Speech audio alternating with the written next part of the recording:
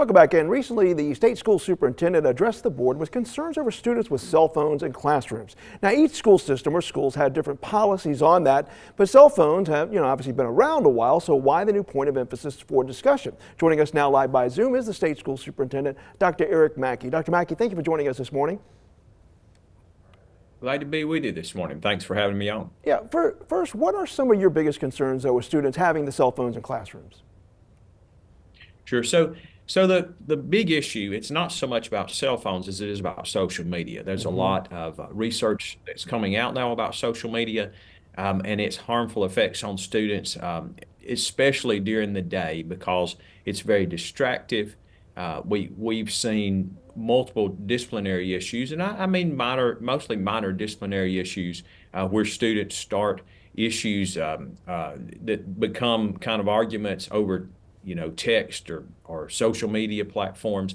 And so simply taking those distractions away during class time or during the school day seems to be beneficial. We do have some school districts that have been experimenting this year. This is fairly new. There's a movement around the nation. As you may know, Florida's legislature has banned the use of cell phones in the classroom. They're the only state where a legislature's made that kind of action.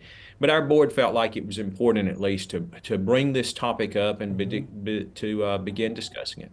And you also, I think, referenced, and you can correct me if I'm wrong, some of those places like the state of Florida, but I believe there's also a school in the Montgomery area where they put this policy in place and it's actually shown to make a difference. Is that correct? Absolutely. So the Montgomery Public Schools, which is about 22,000 students here in the nation's capital, this very year, they banned the use of cell phones, not just during the class time, but during the school day. And students actually place their phones into a full pack. They keep their phones with them, but the phones are unable to access a signal during the day. At the end of the day, those packs are unlocked. Students have their phones back. And now this is very early on. We're only 4 months into this, but so far, it's been very well received by teachers, parents, even some students, though those students certainly miss their phones during the day. But everyone I've talked to says it definitely has increased student engagement. It has decreased distraction during the day. And so it's definitely something we need to consider. Just remember, we're not looking at a statewide ban. What we are looking at doing is asking local school districts to at least reconsider their policies. Many of these cell phone use policies were adopted by boards in the late 90s, early 2000s, and some of them have not been revisited since. So it's definitely time to revisit. Definitely worth it, and I know artificial intelligence raises an entirely different set of concerns. Dr. Mackey, as we wrap up though, another issue that has come up real quickly, it relates to today. There's a lot of schools doing e-learning today. Some teachers have said that they felt like it's not effective in students learning. Sometimes teachers tell me that the kids may not do all the work from e-learning, and there's no way to hold them really accountable. Does your office hear some of those concerns, or there's some things that need to be addressed with e-learning? Yeah, absolutely. We're hearing a lot of concerns about e-learning days. Now, certainly today is a very special day with much of the state shut down, highways shut down.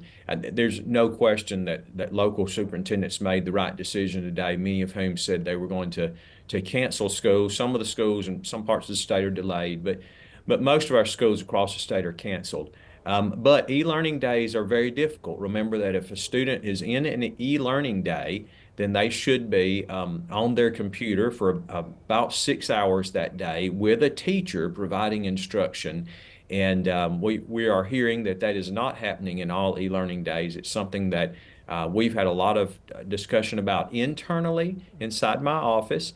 Certainly, again, we don't want to question safety of our students, but it's something we're going to continue to have to look at. There are a lot of opportunities out there, but we've got to make sure that students are engaged. All right, I'm way over on the clock. The Superintendent of Education for the state of Alabama, Dr. Eric Mackey, thank you so much for your time, sir. Yes, sir. Thank you. All right, we'll be right back.